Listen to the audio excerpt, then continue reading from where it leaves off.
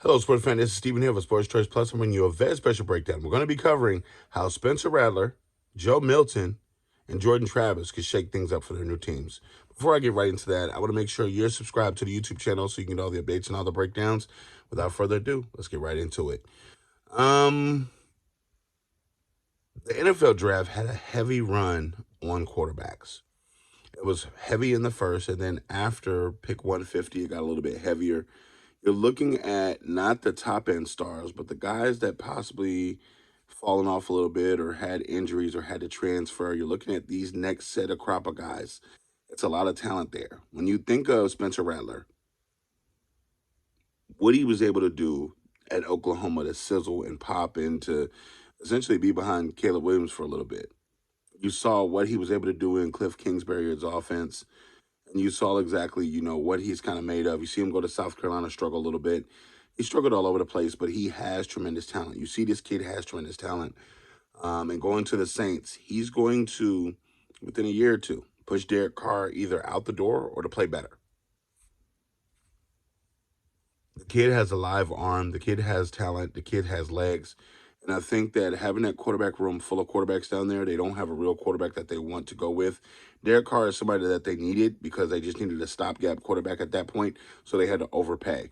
So I think that they've been trying to take flyers on different players for a while.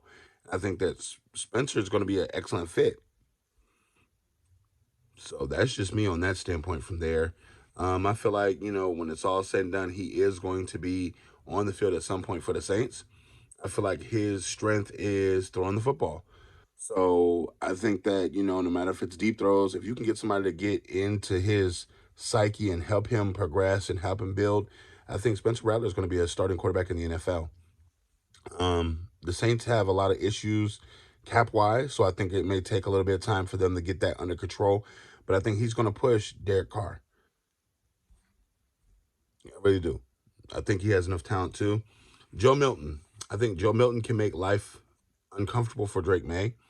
Even though Drake May is the successor, yeah, as you see, to Mac Jones and company, I think that it's a lot that he still has to work on. It's a lot that he has to work on because in the pro style, it's going to be you can't throw those interceptions like that. You can't do what you did at UNC. You can't push the ball down the field in a triple coverage and a double coverage and consistently because the corners at the next level are great. The corners at the next level won't play that shit. The corners at the next level will intercept that shit or the safeties, and you're going to be on the bench somewhere. Because if you don't do something in New England, they're going to remind you quickly of who Tom Brady is. They're going to remind you quickly of what kind of success they had, and they're used to championships, not just making the playoffs. They're not just used to AFC titles; they're used to Super Bowls. So again, you're living up to a great shadow, even though Tom Brady hasn't been there in a couple years. I think that Coach Mayo has to put him in a situation where he's comfortable. But the drafting of Joe Milton, Joe Milton has a cannon for an arm. Joe Milton is a freakish athlete. So if he can learn and study and pick that game up quick, he can go from a starting quarterback to a backup quarterback to a starting quarterback real quick. Because you got to think, New England is one of those high pressure packed areas where Coach Kraft, owner Bob Kraft, he hasn't made the playoffs lately. He hasn't had success lately, so he's probably itching to get back into the playoffs. He's probably itching to get back to a Super Bowl. So there's going to be a lot of pressure on Coach Mayo to get this correct. Being directly after Bill Belichick, they want to see something new. They want to see something fresh. They want to see something that they can hang their hat on. So they're going to be leaning on him early for Drake May to have success. But I think that what makes it different from Milton, there's no pressure. You were drafted. Yeah, you got drafted, but there's no pressure for you to come in and do anything. It could be a situation where you get drafted and you show out, and all of a sudden you're pushing the number one pick and putting stress on him and making it uncomfortable for him. So I think that's realistic in that challenge for that.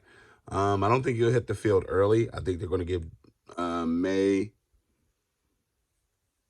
at least 2 years to get it right. At least 2 years. So I think that, but the impact could be different.